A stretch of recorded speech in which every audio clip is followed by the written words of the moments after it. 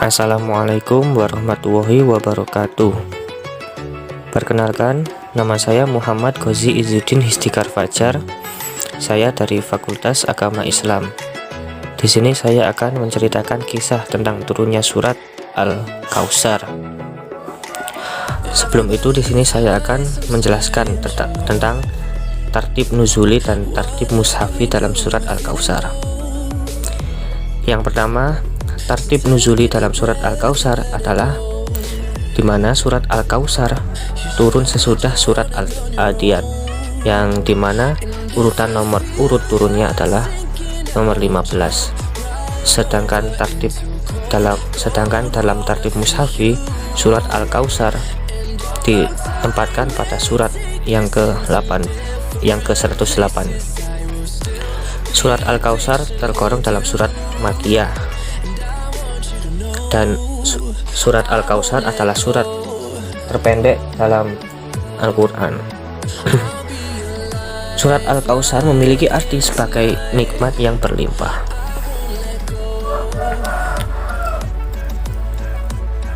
Baik, sebelum saya melanjutkan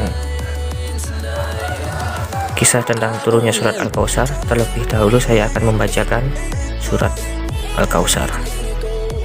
A'udzubillahi minasyaitonirrajim. Bismillahirrahmanirrahim. Inna a'tainakal kautsar. Sungguh kami telah memberimu Muhammad nikmat yang banyak. Fasholli lirabbika wanhar.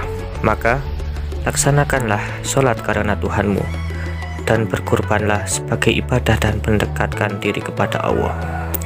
Inna syani'aka huwal abtar. Sungguh orang-orang yang membencimu dialah orang yang terputus dari rahmat Allah. Diceritakan dari Ibnu Abbas, surat ini turun tak lama setelah Al-Arsh bin Wal berpapasan dengan Rasulullah SAW di sebuah pintu masjid. Mereka memang sempat bercakap, namun ketika Al-Arsh masuk ke dalam masjid, ia ditanya oleh beberapa orang terkait dengan siapa ia berbicara sebelumnya. Al-Arsh pun menjawab, orang yang terputus, Al-Abtar. Al-Abtar merupakan istilah yang diucapkan kaum kafir pada waktu itu untuk mengartikan seseorang yang tidak memiliki anak laki-laki. Jika menyangkut hal tersebut, memang Rasulullah baru saja kehilangan putranya yang bernama Abdullah. Tak lama dari itu, Allah berfirman dalam surat Al-Kautsar ayat ketiga yang berbunyi, Inna syani'aka huwal abtar. Sesungguhnya orang-orang yang membenci kamu dialah yang terputus. Ibnu Abi Syaibah juga meriwayatkan hal tersebut dalam Al-Mushannaf, dan Ibnu Munzir dari Ikrimah. Ia mengatakan, tak kala Rasulullah mendapat wahyu, maka orang-orang Quraisy berkata, Muhammad telah putus hubungan dengan kita. Maka turunlah ayat ketiga dalam surat Al-Kautsar. Al-Bazzar dan lainnya meriwayatkan dengan sanad sahih dari Ibnu Abbas. Dia mengatakan, Ka'ab bin Ashraf di Mekah, orang-orang Quraisy selalu berkata padanya, engkau adalah pemimpin kaum.